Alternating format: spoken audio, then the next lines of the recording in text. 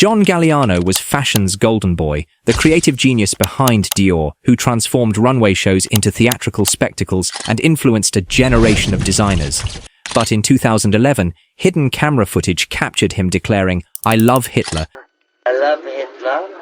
People like you would be dead today. And telling fellow diners they should have been gassed. He was fired, convicted of hate speech, and seemingly cancelled forever. But that's not the whole story. John Galliano's anti-Semitic rant shocked the world and ended his 15-year reign at Christian Dior. But what most people don't know is that this wasn't an isolated incident, and his subsequent redemption arc hides disturbing truths about how the fashion industry protects its own. With your team and the hours of fitting, you want to create beautiful things they take. After investigating Galliano's history, interviewing former employees and associates, and analyzing his carefully orchestrated comeback, I've uncovered 3 shocking truths that fashion insiders have tried to keep hidden. First, I'll reveal the pattern of abuse and discrimination that predated his public downfall, incidents that were well known within the industry but actively covered up. Second, I'll expose how luxury conglomerate LVMH protected Galliano for years despite documented evidence of his behavior, and why they only acted when it became public.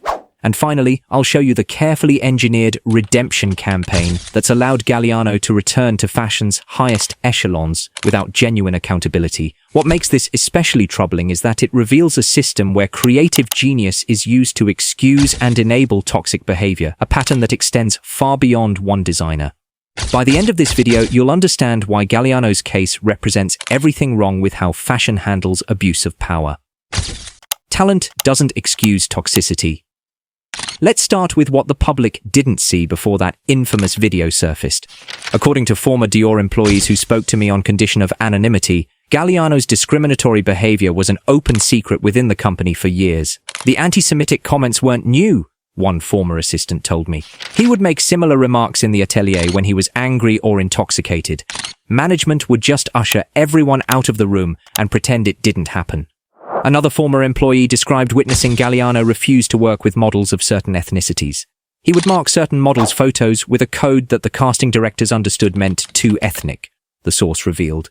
There were entire seasons where the runway was deliberately whitewashed because of his preferences. The fashion industry knew and did nothing. Beyond discrimination, former staff described a workplace defined by fear and verbal abuse. He would throw scissors, fabric samples, anything at hand if he was displeased, one former pattern cutter recalled. People would be in tears daily. We were told it was the price of working with a genius. Court records from a previously unreported 2007 lawsuit, settled out of court with a non-disclosure agreement, show that a former assistant sued Galliano for creating a hostile work environment, including regular use of racial and religious slurs. The lawsuit was settled quickly and quietly, explains fashion industry attorney Rebecca Goldman. LVMH paid a substantial sum to keep it out of the press. This was standard practice, protect the creative at all costs. But why did the company protect him for so long?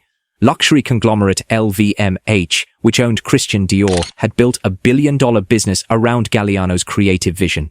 Internal documents and communications reveal that LVMH executives were well aware of Galliano's behavior years before the public incident.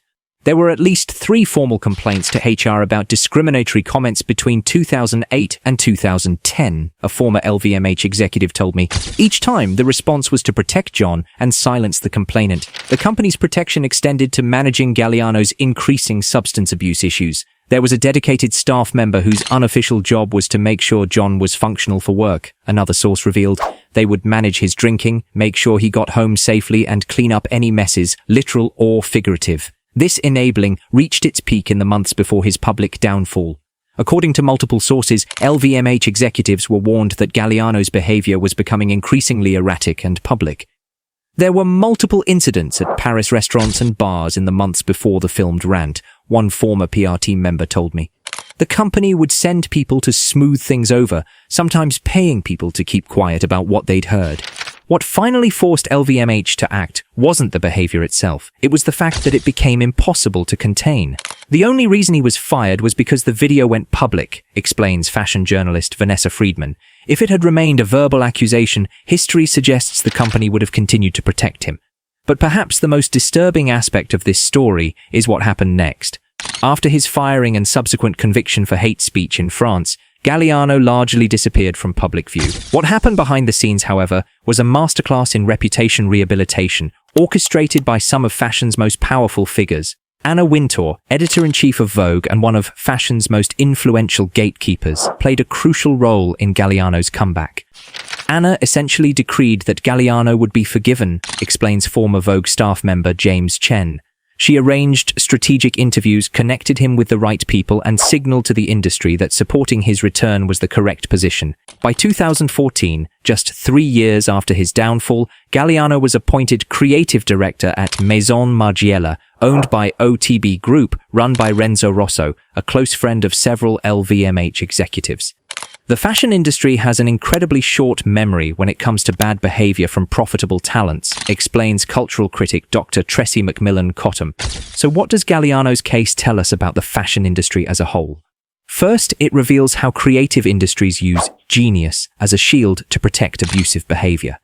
The difficult genius trope allows industries to normalize what would be considered completely unacceptable behavior in any other workplace, explains workplace psychologist Dr. Jennifer Moss. It creates a dangerous double standard. Second, it exposes the gap between fashion's public embrace of progressive values and its private protection of toxic behavior. Fashion brands are quick to use social justice language in their marketing while simultaneously enabling and protecting abusers within their ranks, explains fashion ethics researcher Dr. Veronica Bates-Casatli. What happened with Galliano reveals fashion's insular power structure, explains industry critic Eugene Rabkin. A small group of people, editors, executives, and designers, have the power to decide who gets cancelled and who gets redeemed, regardless of the actual behavior. That prioritizes talent and profit over ethics and accountability. My goal isn't to argue that people can't change or don't deserve second chances.